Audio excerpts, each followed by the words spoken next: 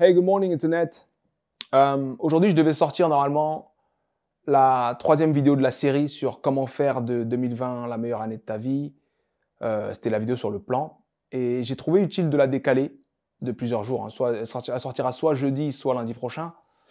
Parce qu'on a perdu Kobe hier.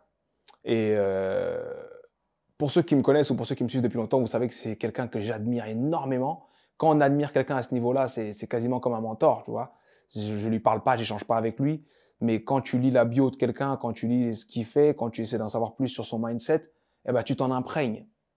Donc ça devient comme un peu un leader dans ta vie, une personne que tu suis. Et quand tu suis quelqu'un, eh ben, tu veux le suivre jusqu'à la ligne d'arrivée. Et je ne m'attendais pas à ce que sa ligne d'arrivée soit à 41 ans.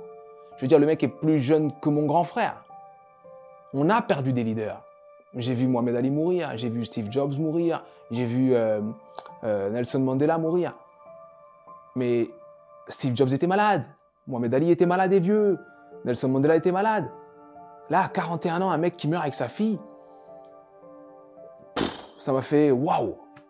C'est pour ça que je fais une vidéo, parce que ceux qui me suivent savent que les sujets trendy, j'en parle pas forcément, parce que je sais que tout le monde va en parler, la sincérité, moins de sincérité, tout le monde en parlera. C'est Kobe Bryant, c'est une légende. Mais j'en parle parce qu'en fait, il fait un peu partie de qui je suis, parce qu'il m'a beaucoup inspiré. Pour ceux qui ont vu mes vidéos sur la discipline, pour ceux qui ont assisté à Tech Control, vous savez que je parle de lui. Le mec m'a inspiré dans sa façon de visualiser ce qu'il allait devenir, de prophétiser ce qu'il allait accomplir. Il m'a inspiré sur la discipline, sur l'autorité qu'il avait sur lui-même. Il a quand même décidé à un moment dans sa carrière de dire « Ah, à partir de maintenant, je me lève à 4 h du matin, comme ça je fais 2 entraînements de plus que les autres. » C'était trop inspirant. Et donc quand j'ai appris qu'il est mort, j'ai eu un moment « Ah !» Et puis après, je me suis dit « Trouvons le sens ». Il y a toujours une possibilité de trouver le sens qui va nous permettre de tirer le maximum de ce qu'on vit. Et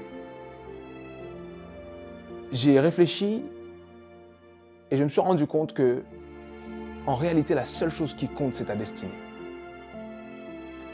Parce que tu vois, les gens aiment la réussite, les gens aiment l'accomplissement, les titres, l'argent et autres.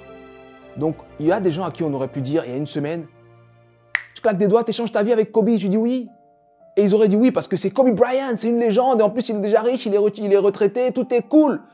Sauf que tu sais pas que dans son histoire, la fin c'était à 41 ans. Et je parle de Kobe Bryant parce que Kobe Bryant fait partie de nos vies. C'est un mec qui nous a impacté, qui nous a influencé. Mais il n'est pas mort tout seul, il est mort avec sa fille de 14 ans. Et là aussi, je me suis posé la question, quel sens donner cette fois-ci à une fille de 14 ans? Et je pense que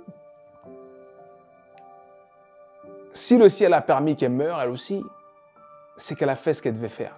Peut-être que son rôle, c'était de naître il y a 14 ans et d'inspirer Kobe Bryant et de motiver Kobe Bryant pour que Kobe Bryant fasse ce qu'il a fait et qu'il inspire autant de millions de personnes. C'est la seule chose que je peux trouver comme sens à donner à ces événements. Et c'est la seule chose que je veux tirer comme leçon, c'est qu'en réalité, le temps imparti nous est inconnu.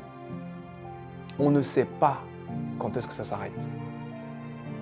Et j'ai tweeté en disant, n'oublions pas que c'est pas le seul. On parle de lui parce qu'il fait partie de la vie de millions et de millions de personnes. Mais il y a des milliers et des milliers de personnes chaque jour qui meurent, qui sont également des parents, des frères, des sœurs, des filles, des fils, des maris, des femmes. Il y a énormément de gens qui meurent. Et ce que je me dis, c'est qu'on doit vraiment prendre ça comme un rappel et comprendre que ce qui compte, c'est la destinée, le purpose, le but, te mettre en alignement avec tes dons, tes compétences et créer de la valeur, inspirer les gens, donner aux gens, aider les gens. Et si tu le fais dans le temps imparti, ta vie aura eu un sens. Parce qu'en réalité, j'ai beau parler de ouais, 41 ans, il est plus jeune que mon frère et tout, il n'y a pas d'âge pour mourir, c'est nul. Mon père a 75 ans, je veux qu'il vive 120 ans, moi. C'est pas parce qu'il a 75 ans que je me dis, ok, cool, non. Il n'y a pas d'âge pour mourir en réalité. Il faut vivre. La seule chose qu'on puisse faire, c'est vivre. On ne sait pas quand on va mourir. Alors ne prenons rien pour acquis et vivons. Et c'est pour ça que je vous parle de destinée, parce que quand je parle de destinée, je parle vraiment d'alignement entre ce qu'on a été, qui on est et qui on peut être, qui on doit être. Parce que ce qu'on a été détermine ce qu'on est aujourd'hui, nous donne la force, les expériences et les ressources pour ce qu'on peut faire aujourd'hui. Et ce qu'on peut faire aujourd'hui, c'est le sens qu'on peut trouver aujourd'hui, les motivations qu'on peut trouver aujourd'hui pour faire de demain un monde meilleur. Dans le temps imparti, on ne sait pas. On ne sait pas quand est-ce que ça s'arrête. Que tu crois ou que tu ne crois pas, il y a un plan qui va au-delà de ce que tu comprends et de ce que tu peux intellectualiser.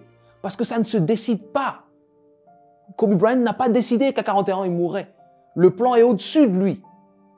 Et ce plan fait que toi, tu es encore là. Et c'est pour ça que je vous exhorte tous à essayer de vous aligner avec vous-même. Si il ne reste pas beaucoup de temps, comment je vivrai? Qu'est-ce que je ferai? Quel sens je donnerai à ma vie? Comment je réagirai avec les personnes que j'aime? Est-ce que je ferai ces choses que je n'aime pas? Il faut vivre. Parce qu'on va tous finir par mourir. Il faut vivre dans le temps imparti. Parce qu'en réalité, le plan s'est arrêté à 41 ans pour lui, mais le plan continue pour ceux qu'il laisse, pour sa femme, pour sa dernière fille qui a quelques mois, pour sa première fille, pour sa famille au sens large, ses amis, tout le monde, pour tous ceux qui le pleurent. Et je pense que c'est important de garder en tête que tant que nous, on est là, on doit vivre, on doit faire, on doit accomplir notre destinée. Et je pense qu'accomplir notre destinée, c'est être en accord avec qui on est profondément, ce qu'on aime faire et comment on peut aider les autres. C'est notre devoir, on est là pour ça. Être heureux, créer de la valeur, partager, se rendre compte que tout ce qu'on nous donne, on ne nous le donne pas que pour nous. Et voilà. Et j'ai envie de finir avec une citation de Kobe, une de mes citations préférées, qui dit que la chose la plus importante, c'est d'essayer et d'inspirer les gens de façon à ce que chacun puisse devenir excellent dans le domaine qu'il choisit. Et j'espère que c'est un des messages que vous garderez de lui, parce que c'est le rôle qu'il a joué pour beaucoup de gens qui sont aujourd'hui à leur tour en train d'inspirer beaucoup de gens. Rest in peace Kobe. Rest in peace Gianna, c'est le nom de sa fille. Et love, prayers, good vibes. On pense à sa famille et pensez à vous, pensez à votre destinée. Vivez une vie alignée avec qui vous êtes de façon à ce que si ça claque demain, il n'y ait pas de regret. C'est ça la vie. Be brave, positive, always. Purpose only. C'était Sudei.